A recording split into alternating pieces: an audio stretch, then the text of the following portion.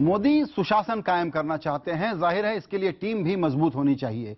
लेकिन कैबिनेट के गठन से पहले जिस तरह की कवायद चल रही है उससे कई सवाल उठ रहे हैं। कैबिनेट मोदी का होगा या संघ का या दोनों का? क्या संघ के दिशा निर्देशों पर अमल करेगा मोदी का कैबिनेट?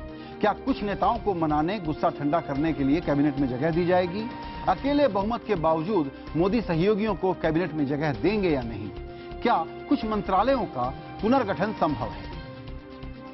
इंडिया 9 बजे में इन्हीं सवालों पर चर्चा करने के लिए हमारे साथ जुड़ रहे हैं खास मेहमान। हमारे साथ हैं बीजेपी के नेता प्रभात झा, संघ चिंतक राकेश सिन्हा, पूर्व पेट्रोलियम सचिव एससी त्रिपाठी और हमारे national affairs editor Bhupendra Choubey. Bhupendra, चूंकि आप ही सूत्रों के आधार पर खबर लाए हैं और ये सही भी हो सकता है, गलत भी हो सकता है, आपसे मेरा सवाल सबसे पहले यह है कि वित्त मंत्रालय, अरुण जेटली, अरुण शौरी या कोई टेक्नोक्रेट, इस पर सबसे ज्यादा संभावित दृश्य क्या है? देखिए, इसमें इतना बड़ा प्रश्न चिन्ह इसलिए लगा हुआ है कि वित्त मंत्री कौन होगा, क्योंकि अरुण जेटली जी अपना चुनाव हार गए।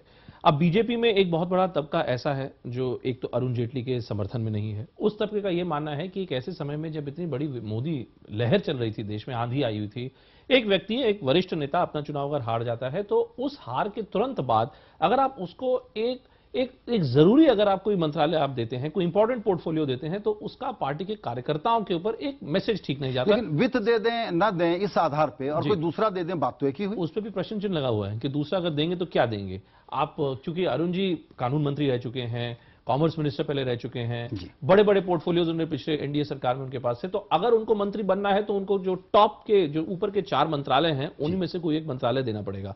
हमारी जानकारी है कि मोदी जी ने आज जो अरुण शौरी को राजनाथ सिंह के घर भेजा, वो एक बहुत महत्वपूर्ण कदम था, क्योंकि अरुण शौरी वो व्यक्ति हैं जो लगातार अपने इकोनॉमिक्स के ज्ञान के कारण अपने आप को मोदी जी के करीब लाने की कोशिश करते रहे हैं। और वो वही व्यक्ति हैं जिन्होंने राजनाथ सिंह को 2009 में हम्प्टी डम्प्टी कह डाला था, एलिस इन ब्लंडरलैंड कह डाला था। अब जब राजनाथ सिंह जी पार्टी के अध्यक्ष हैं, अरुण शौरी का उनके घर जाना कहीं ना कहीं ये तो जरूर दर्शाता है कि मोदी जी चाहते हैं कि इन दोनों के गिले शिकवे थोड़ा कम हो जाए। दूसरा एक बहुत डेलिकेट बैलेंसिंग का सवाल है भूपेंद्र, इस पर आप कमेंट करें, फिर हम बीजेपी नेता के पास चलेंगे। वो ये कि सुषमा जी कैबिनेट में हो सकती हैं, टॉप 4 में हो सकती हैं या नहीं। दूसरा सवाल कि मुरली मनोहर जोशी कहां होंगे, प्लानिंग कमीशन में होंगे या कैबिनेट में होंगे, और आडवाणी जी का स्पीकर बनना तय माना जाए? नहीं, देखिए, एक बात तो सर, जो आपने तीसरा सवाल उठाया, आडवाणी जी, अब ये लगभग तय हो चला है कि आडवाणी जी स्पीकर नहीं बनने वाले।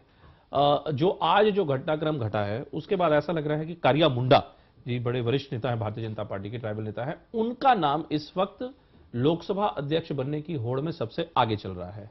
रही बात सुषमा स्वराज की, तो ये एक ओपन सीक्रेट है ये कि सुषमा जी मोदी के कैबिनेट में अपने आप को, वो आरामदेह पोजीशन में अपने आप को नहीं देखती हैं। वो इसलिए दरअसल वो खुश होंगी अगर उन्हें लोकसभा स्पीकर का पद दे दिया जाए या फिर कोई मोटा मंत्रालय दिया जाए। अब मोटा मंत्रालय कोई भी हो, आप डिफेंस मंत्री बन जाइए, वित्त मंत्री आपको बनाएंगे नहीं वो, गृह मंत्री आपको बनाएंगे नहीं वो।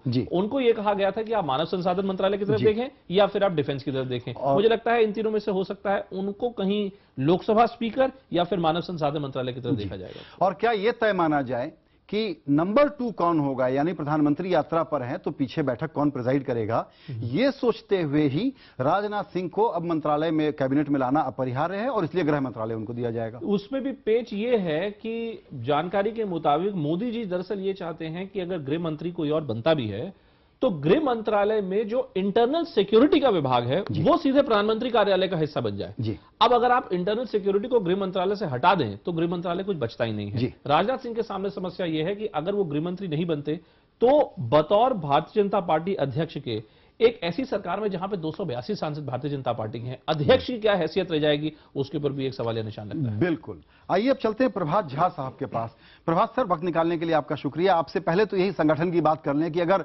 आप ये मत कहिएगा सर कि प्रधानमंत्री का प्रेरोगेटिव है, आप कुछ नहीं बताएंगे, तो सुझाव के तौर पर कह दीजिए कि राजनाथ सिंह अगर कैबिनेट में जाते हैं तो अगला अध्यक्ष कौन होगा, या फिलहाल इनको कुछ समय तक कहा जाएगा कि अगली व्यवस्था तक आप यही काम देखते रहिए?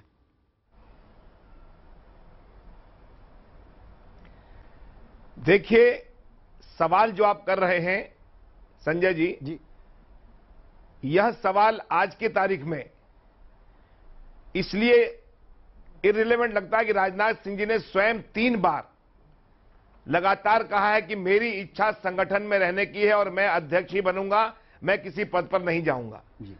उसके बावजूद यदि कोई ऐसी बात आपके सूत्रों के अनुसार आती है तो यह मैं ये मानकर चलता हूं कि अभी एक काल्पनिक प्रश्न है और इन प्रश्नों में मेरे जैसा कार्यकर्ता कोई कमेंट करे और आप अपेक्षा करें तो मैं नहीं समझता कि मैं कमिटेड वर्कर कहलाऊंगा। नहीं सर, क्योंकि कमिटमेंट का मतलब होता है कि बिना निर्णय के कोई बात नहीं करना। अंदाज सर आप लगा सकते हैं संजय जी, मैं अंदाज भी नहीं, मैं इतना जानता हूं कि राजनाथ सिंह जी पार्टी के वो चेहरा है जिस चेहरे ने भारतीय जनता पार्टी को एक बहुत बड़ा स्थान दिलवाया है और पूरे देश में एक स्थान मिला है। नरेंद्र मोदी जी और उनकी जोड़ी है, इसलिए यह कैसे होगा यह निर्णय उसी लेवल पर अगर आपका प्रश्न होगा तो जानकारी मिलेगी। बिल्कुल ठीक है सर। दूसरा सवाल मेरा है, और ये चूंकि एक सिद्धांत वाली बात है, उन्होंने कहा कि मिनिमम गवर्नमेंट और मैक्सिमम गवर्नेंस करेंगे, तो इससे ये अर्थ आप निकाल सकते हैं क्या, आपकी राय क्या है कि शायद कैबिनेट बहुत छोटी होगी, अब 60-70 लोगों की कैबिनेट न बने, शायद 40-50 लोगों की भी न बने, 40 के नीचे की बने? देखिए, नरेंद्र मोदी जी ने पिछले 8 महीनों में भारतीय राजनीति की बहुत सारी दिशा तय की है। उनको समझना, उनको पढ़ना, उनको उनके बारे में विचार करना, जिस तरह का वो गुजरात में चलाया उन्होंने, भारतीय हमारे इस स्तर पर पूरे प्रदेश देश भर में उनकी कैबिनेट कैसी होगी निश्चित उन्होंने विचार किया होगा और विचार विमर्श का दौर अभी चल रहा है और वो निश्चित ही भारत की वर्तमान परिस्थिति जो है, चाहे वो आर्थिक हो, सामाजिक हो, विदेश की हो, राजनीतिक हो, आंतरिक हो, बाह्य हो, इन सारे विषयों को टैकल करना है। 60 महीने का वक्त मांगा है उन्होंने 60 साल के खिलाफ, इसलिए सक्षम हाथों में ही मंत्रालय जाए यह उनकी कोशिश होगी और वे भारतीय जनता पार्टी में गत 30 वर्षों से हैं, संघ के प्रचारक के नाते उसके पहले काम करते थे। हमारी पार्टी का कोई नेता ऐसा नहीं है जिससे वो परिचित नहीं है। वे निर्णय लेने में, सब जगह से बातचीत करने में सक्षम है, इसलिए मुझे लगता है उनको इन सब बातों की दिक्कत नहीं आनी। जी बिल्कुल। आपसे फिर हम आते हैं दूसरे सवाल लेकर के, राकेश सिन्हा जी को शामिल करेंगे। राकेश जी, ये जो अभी प्रभात साहब ने कहा उसमें एक मूल वाक्य ये था कि उनके दिमाग को समझना या पढ़ना, और उन्होंने कह के छोड़ दिया। मेरा भी यही कहना है कि ये सारी एक्सरसाइज चल रही है, हम कह रहे हैं कि 3 जगह बैठकें हो रही हैं, लेकिन नरेंद्र मोदी अल्टीमेटली क्या करेंगे? हम जितने भी स्पेकुलेशन लगा रहे हैं, जितने अनुमान और अटकल लगा रहे हैं, उसमें कुछ तो सरप्राइज होगा जो न किसी ने सोचा होगा, न एंटिसिपेट किया होगा। आप एग्री करेंगे राकेश जी?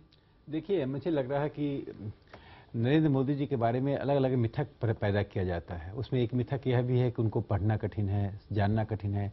नरेंद्र मोदी बहुत ही खुले दिमाग के व्यक्ति हैं, विमर्श करते हैं। चूंकि लगातार उनके ऊपर एक काउंटर विमर्श होता रहा है, इसलिए मिथक पैदा करना बहुत आसान होता है। मैं मानता हूं कि नरेंद्र मोदी जी जो लगातार सलाह मशविरा का दौर चल रहा है, योग्य लोगों में योग्यतम लोगों की खोजने की प्रक्रिया होती है। किसी भी राजनीतिक पार्टी में, चाहे उस पार्टी के अध्यक्ष आप भी होते या प्रधानमंत्री के उम्मीदवार संजय जी कल आप होते, तो आपको भी इस प्रक्रिया से गुजरना पड़ता है। ये लोकतांत्रिक प्रक्रिया है, इसमें कोई असहज नहीं है। इसलिए अगर कुछ लोग संघ, जैसे आपने आरंभ में बताया, कुछ लोग संघ कार्यालय जा रहे हैं, कुछ लोग राजनाथ जी के यहाँ जा रहे हैं, कुछ लोग गुजरात भवन जा रहे हैं, ये 3 पावर के केंद्र नहीं है। पावर का केंद्र तो एक ही है, सांस्कृतिक राष्ट्रवाद। उसी से उपजी हुई ये ऊर्जा है। उस ऊर्जा में अलग अलग काम करने वाले लोग अलग अलग बैठ रहे हैं। तो मुझे लगता है कि तालमेल के आधार पर पार्टी अच्छे कैबिनेट की जो बहुत ही कामकाजी और ऑपरेशनल बात मैं राकेश जी आपसे करना चाह रहा हूं, उसमें चूंकि आपने सांस्कृतिक राष्ट्रवाद शब्द का जिक्र कर दिया है, तो अब मैं ये पूछने के लिए बड़ा उतावला हूं कि आपकी राय में या संघ की राय में माइनॉरिटी अफेयर्स जैसे मंत्रालय रहने चाहिए कि नहीं रहने चाहिए? देखिए, जहां जहां भारतीय जनता पार्टी का शासन रहा है, उनका एक दर्शन है जो प्रभात जी अच्छा बताएंगे, चूंकि पार्टी की बात है, कि appeasement of none and justice for all. उसमें कौन मंत्रालय रहता है और मंत्रालय रखकर भी आपने क्या किया? मंत्रालय बनाकर आपको सच्चर कमेटी क्रिएट करना पड़ा। सच्चर कमेटी के बाद आपको कहना पड़ा कि हमने आपके लिए कुछ नहीं किया।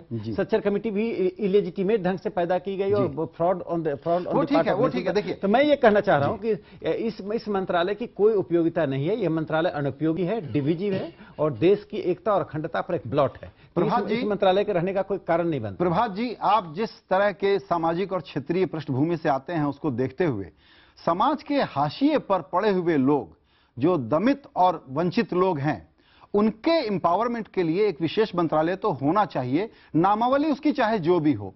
इस नाते क्या मैं यह समझ सकता हूं कि माइनॉरिटीज अफेयर मंत्रालय भी उसी इक्वल अपॉर्चुनिटी के कारण एक जरूरी काम है और सरकार को कह करके करना चाहिए?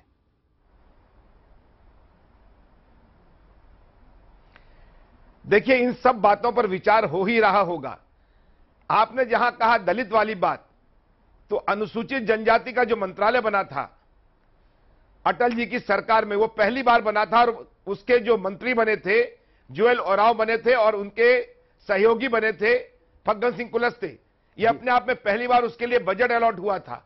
ये सब चीजें विचार करने में भारतीय जनता पार्टी सबसे आगे रहती है, दलितों के, शोषितों के निदान के लिए। लेकिन मैं राकेश जी के इस बात से पूरी तरह सहमत हूं, यदि मेरा मन नहीं हो और मैं मंत्रालय बना दूं तो होगा क्या?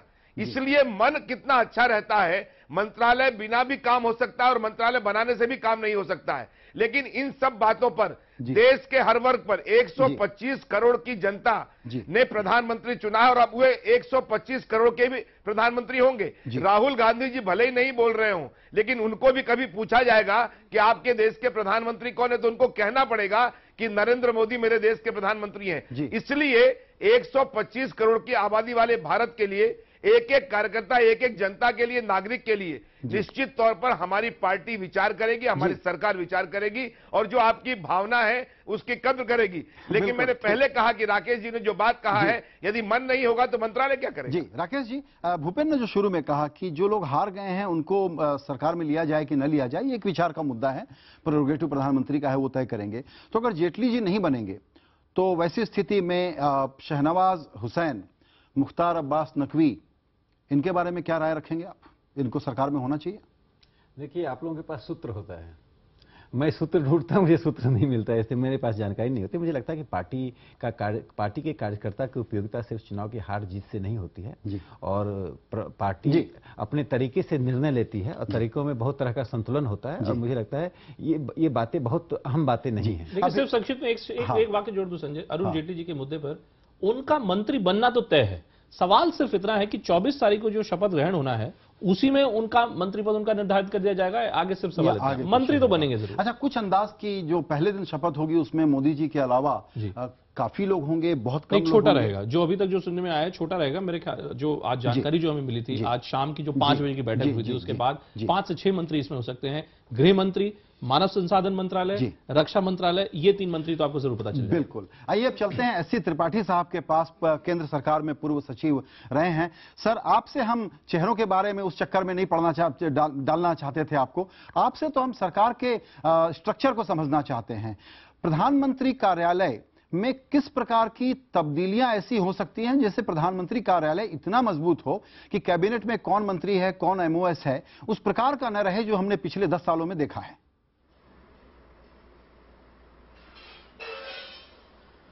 देखिए, भारत सरकार एक बहुत बड़ी सरकार है और इसमें बहुत ज़्यादा मंत्रालय हैं।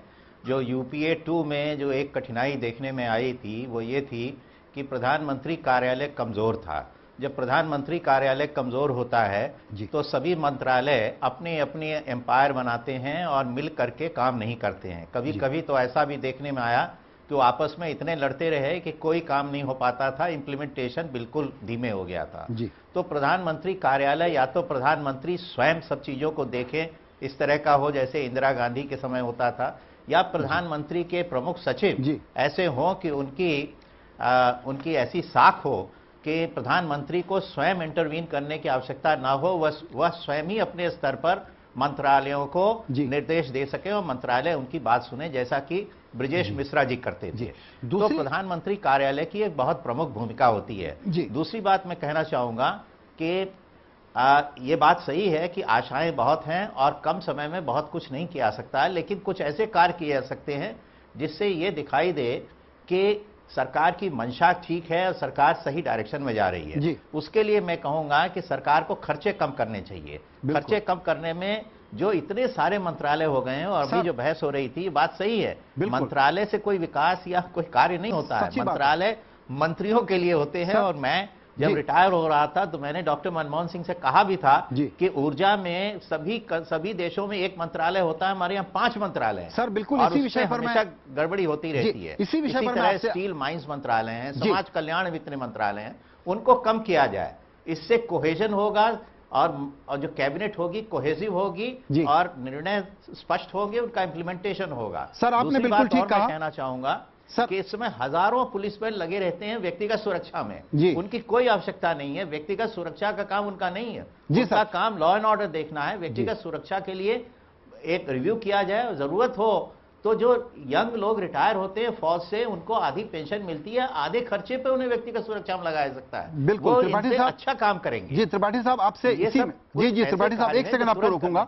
यही एग्जैक्टली आपने जो कहा कि ऊर्जा के सारे मंत्रालयों को एक जगह कर दिया जाए, इंफ्रास्ट्रक्चर के और ट्रांसपोर्टेशन के सारे मंत्रालय एक जगह हो जाएं, agriculture, food, civil supplies, consumer affairs एक जगह हो जाएं। दरअसल ये डिस्कशन सरकारों में पिछले दिनों में रहा है। आपका आकलन क्या है? नरेंद्र मोदी जिस प्रकार की गवर्नेंस की बात करते रहे हैं, उसमें आपको लगता है कि तत्काल तौर पर कुछ मंत्रालयों को वो मिला करके एक कर देंगे, कुछ मंत्रालयों को बंद कर देंगे, कुछ को वापस जो तोड़ के अलग अलग किए गए थे उनको आपस में जोड़ देंगे? आपको लगता है कि अभी करेंगे या ये काम शायद थोड़े दिनों के बाद करेंगे? वो ये देखिए, मुझे स्पष्ट एक तरीके से ये बताया गया था कि ये कोलिशन धर्मा की वजह से बहुत सारे लोगों को मंत्री बनाना पड़ता है, इसलिए करना पड़ा। अगर इस समय उसकी उतनी आवश्यकता नहीं है और स्ट्रांग गवर्नमेंट की जरूरत है तो कई मंत्रालय मर्ज हो सकते हैं। एक बहुत साल पहले अटल जी की सरकार में पूर्व वित्त सचिव ने एक कमेटी में ये रिकमेंडेशन भी किया था। उसके बाद परिस्थितियां कुछ बदली हैं, उस पर पुनर्विचार हो सकता है, लेकिन ये जरूरी है कि कई मंत्रालयों को जोड़ दिया जाए। इससे निर्णय करना और निर्णय के इंप्लीमेंटेशन में बहुत आसानी होगी। जी बिल्कुल ठीक कहा आपने। चेहरों के अलावा मंत्रिमंडल का एक जो स्ट्रक्चर है उसमें भी जरूरी है कि गठजोड़ के युग से निकल करके वो ये देखें, उस वक्त केमिकल अलग, फर्टिलाइजर अलग, कल्चर अलग, टूरिज्म अलग, माइनिंग अलग, कोल अलग, स्टील अलग, ऐसे बहुत कुछ काम हुए थे जो गठजोड़ की मजबूरियों में थे। ये मौका है कि सरकार को सुगठित बनाया जाए। बहुत विशेषज्ञ कहते हैं कि दरअसल 15 कैबिनेट मिनिस्टर्स काफी होंगे एक भारत जैसे देश में एक सरकार को मजबूत ढंग से चलाने के लिए। सभी मेहमानों का इस चर्चा में शामिल होने के लिए बहुत